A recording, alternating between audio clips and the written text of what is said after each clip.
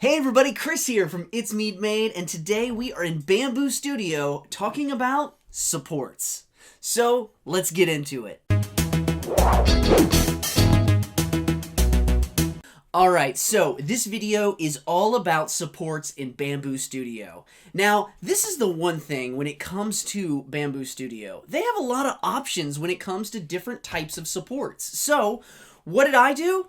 I printed every single one of them because we're going to see the differences. I think it's important to understand this.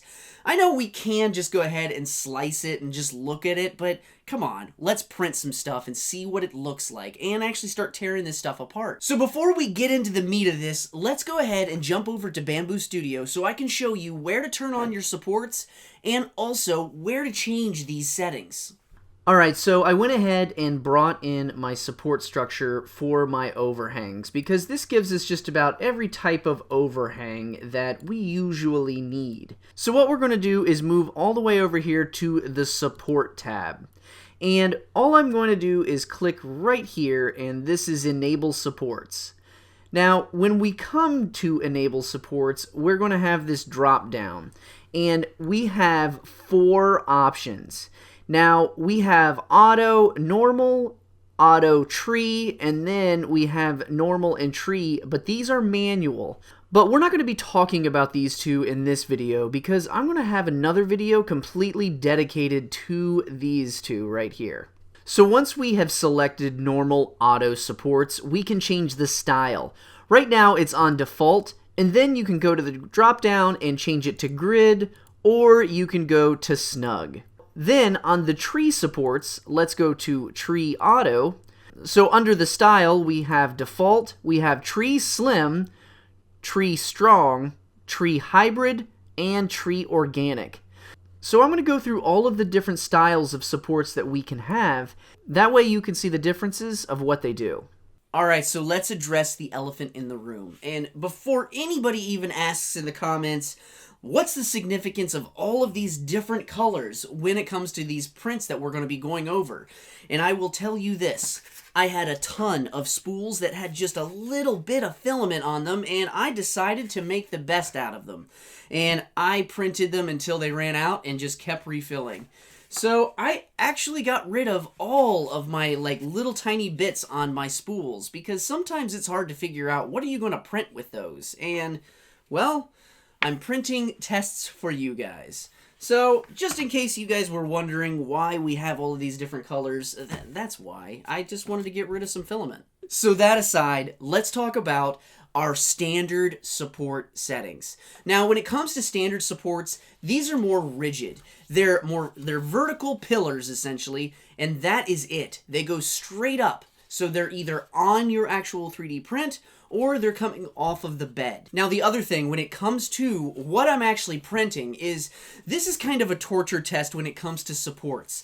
And I decided to just make this in Tinkercad. And I'll go ahead and make the file available to everybody. I might even throw it on Thingiverse just so you guys can download it. And I'll go ahead and put that down below for you guys. Now, the one thing when it comes to our standard supports is they are very rigid. They are blocky lattice structures that just go straight up on the build plate, or they actually go straight up off of your 3D print, depending on your settings. And you can see that they are very blocky, and they're very easy to get off when they're just supports by themselves. But when they're integrated with things, it can be a little more challenging. Let's jump and get a closer view so I can show you how I'm going to remove these and then what we can actually see the differences between our default settings and our snug settings. Alright, so I have my default, my grid, and also I have my snug supports. And we're going to go through these one at a time. But the big thing, once again, I just wanted to reiterate that grid and default are pretty much the exact same thing. And I've got my little post-its here so I don't mix them up. And this has actually already come apart, and you can see here that this is the structure of a support, and this is actually a super clean support. And you can see that zigzag pattern inside there. Now, first we actually have the floor of our supports. Then we have the structure, which that's what this middle part is. Then we have our roof, and this is more of a fine mesh screen if we zoom in here. And then you can see there is this very fine mesh that printed, and this is the roof. This is what our 3D print is printing onto. So if I flip this upside down, you can see right here, this is what it was printing on. So it was just right on there upside down. So you can see that this is the bottom, and it came out really clean and nice. Now, the one thing is I just want you to understand, when it comes to the differences between grid and snug, when it comes to normal supports, and the big difference is if you look and see the outside here, it's actually coming out all the way, and it's giving this little ridge. And that is what happens when you're getting the grid or the default settings. Now, if you don't want it sticking out like that, you could just go with snug, and it will make it flush all the way around wherever it's 3D printing it. So then you won't have that overhang. Now, you might be wondering, why would I want this overhang? Now, if you're printing inside holes and things like that, having that overhang actually helps you grab onto them and remove the supports. That's why I like them. But it really doesn't matter at the end of the day. Either one will work out really well. Now, when it comes to removing supports, sometimes they're super easy and you can just pop them off like that. And depending on the overhang angle is dependent on what it's going to print like and how clean that's going to look. Because you can see this is a lot cleaner than this right here, but it still looks nice. Then you can just pop these off, and sometimes they just, I'm not kidding, they rip off so easily. But then you'll have certain areas where you can't really get in there.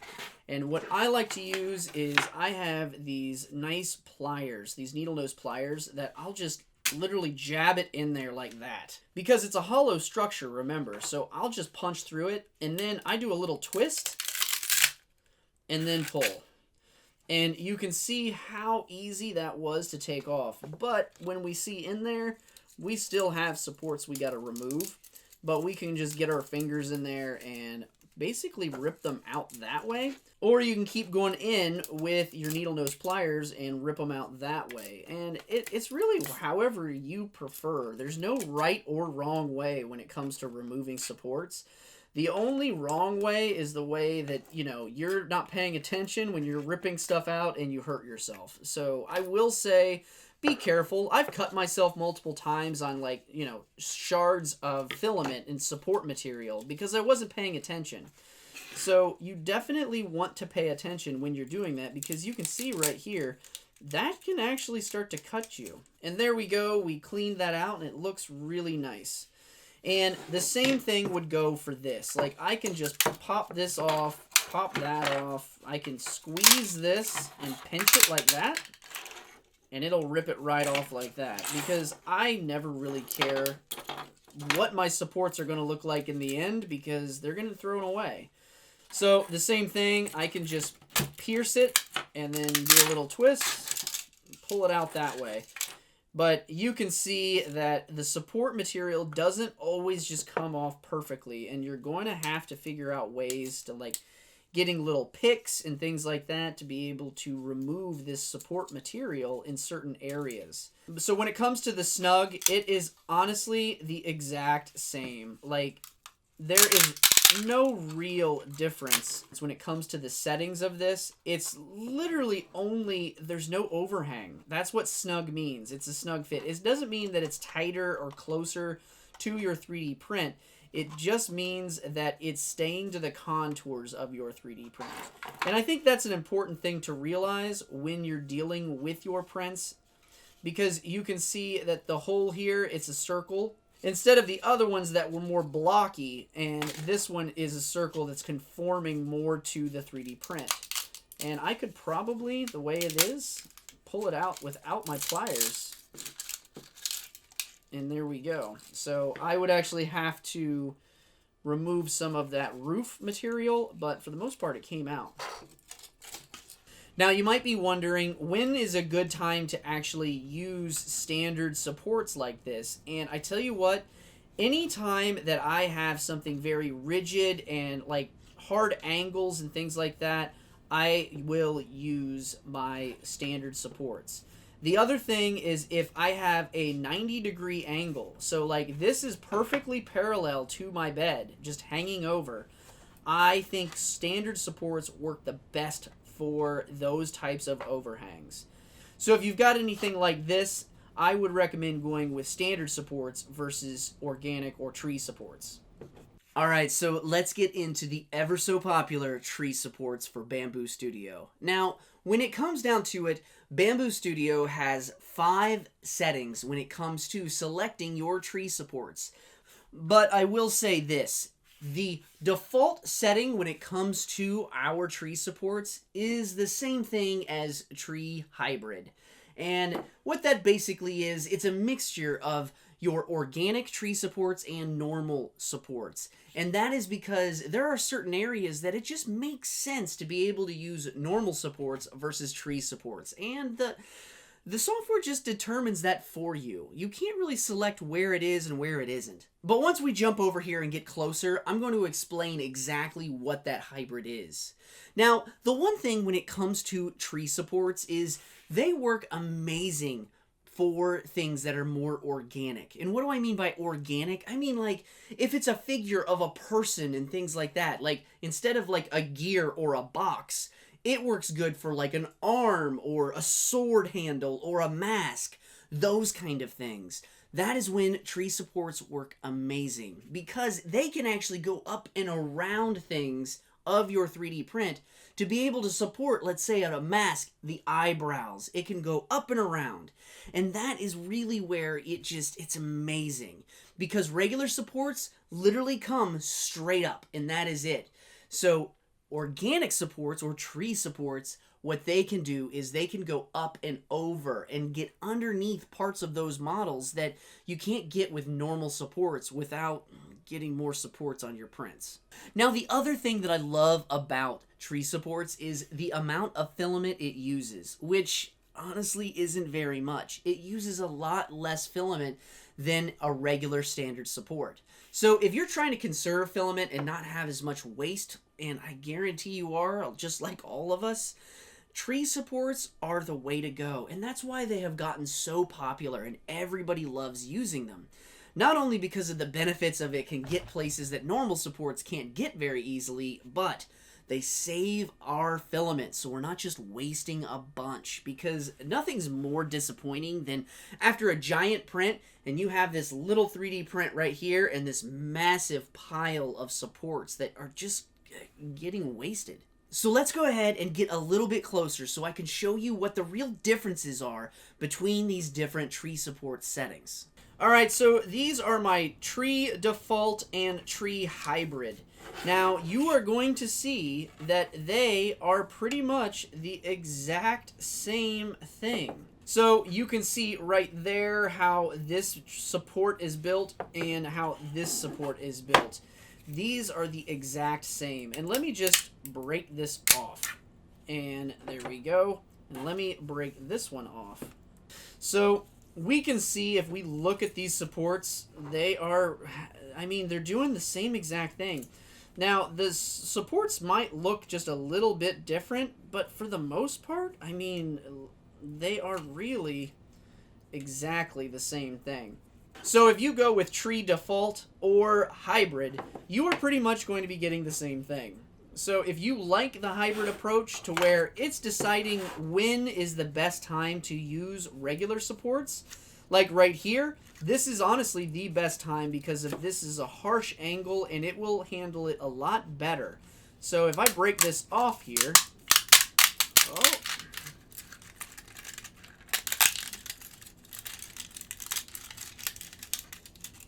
and there we go.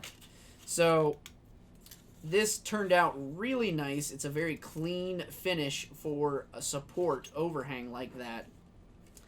And this is just the normal supports, and you can see this zigzag pattern of the support structure and then our roof. Now, when we're really looking at this, we can see that even in our organic tree supports, it is still using standard supports, because you can see here the trunk is actually standard supports, and then up here it starts to turn into tree supports. And let's just break this off. Now, the tree supports sometimes are harder to get off on certain surfaces, so I'll just grab and pull.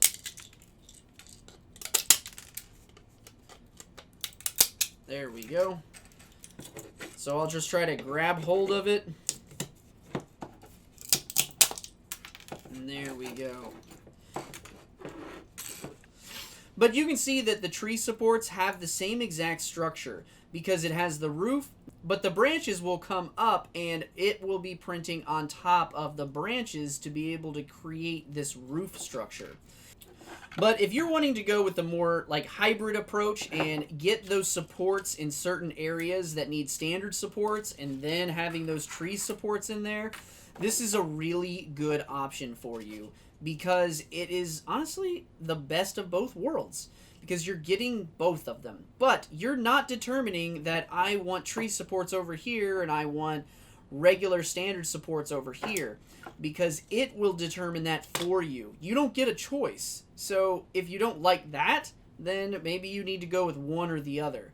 But if you just want to let the program do its job and see how it turns out, then I say, like, let it go and see if you really like what it's doing, because I've used this quite a few times and I've been really happy with the results that I get, because, like I said, best of both worlds. All right, moving on, we're going to do Tree Slim. Now, this one is, you can see it is a lot thinner. Like, they're using skinnier branches to be able to create that structure. Now, I'm going to go ahead and show side by sides, because this is Tree Strong and this is Slim. So getting a side by side, you can see right here that there are very minimal branches, and you can see right through it. Then there's this, and this is the Strong, and I mean, it's basically like one big sheet to be able to support this structure. Now, is one better than another? I don't know. It really depends on what your use cases are. If you really need to have a stable, strong tree support system, then this is a good way to go, because look at this. These trunks are massive and they're thick, but you can also see how they start to break out and then they're getting the coverage where they need it. And this one, on the other hand, when we're talking about the Slim, it just barely gets where it needs to get, and that's it. Like, it's not covering a whole lot. So if we want to go ahead and remove this, I'm just going to break these Slims off, and there we go. And you can see that structure to where it is printing it on top of that. So you can see this is essentially the structure that it made to be able to 3D print that first layer on top of. Now, it's not giving a lot to print onto if you look at that. And if you look, it's not as clean as comparable to the regular standard supports. Like, we can see how nice and clean this is and how wavy that is. So when it comes to a big flat area, I do not recommend these Slim supports. But when it comes to little tiny areas and stuff, I mean, they work out just great. So there's our Slim, and taking that off, like, it actually gives it a pretty smooth surface here. I am got a little more that I'm going to have to break off there, but for the most part, it looks really nice. Now, moving on to the Strong supports. Now, these are got a lot of area that they're covering, and these actually peeled off really easy. So you can see that that support turned out pretty decent. Now, when it comes to this other one, let's try the flat surface and see how that did. And as we're breaking them off, you can absolutely see how this like support structure kind of breaks out and really starts to try to support this layer. So if we look at this top layer, we can see that this is a lot nicer than this layer with the Slim tree supports. So it really just depends. Like, what you're looking for. If you have some little tiny things that you need to support and you want to go with the slim, then go for it. But if you want to use just a little more filament and get some heavier duty supports that are really going to hold, then the strong is definitely a good way to go. All right, now the last one, and this one is the one I probably use the most, and this is just organic tree supports. So organic I really like because it's kind of in between the strong and the slim, and you just saw how easy it was for me to remove this support. And it looks a lot better. Out of all of the supports, you can see how clean this one is versus some of the others. And if I go to this one as well, like, see how easy? I mean, something about the organics is just, it's my favorite because these things just come off so much easier. These other ones, like, I mean, they just don't come off as easy for me sometimes, like, because this was the hybrid, and it still just doesn't come off very well. But these, I don't know. I have really good luck with them. And you can see I'm not using pliers at all. Like, I just pulled that off. Like, I don't care if I break the supports, but if you look here, look at how clean and smooth this looks. Like, I have very minimal cleanup right here when it comes to the bottom of this 3D print. And we'll try to get this one in here and see if we can get it out. Yep. And this is the first successful one out of the 3D prints when we're using tree supports. And let's see if we can get in there and see how clean that actually is. But if you can see in there, it is nice and clean. Like, this was such a beautiful print. And all of these supports just turned out really nice. So I saved this one for last just because it is my favorite one. I mean, when it comes to dealing with any type of tree supports, organic is my favorite one because just by default, like, I didn't change any settings on any of these 3D prints. These are all straight off the printer and just straight clicking on the profile settings and leaving them as they are. So this is one of those things that I just get the best results with. So when it comes to which is the best support to use, I personally like just organic tree supports because you can see how easy all of these came off. And I mean, come on, like, this surface looks so beautiful for being supported. For a complete overhang for a 3D print, it's phenomenal. Now, I am not telling you you should be using these organic tree supports for everything because they are good for certain situations. But if we're looking at the regular normal supports versus tree supports organic, they still did a lot better with this. So if you've got these overhangs like this, I recommend normal supports. But for everything else, I use organic tree supports.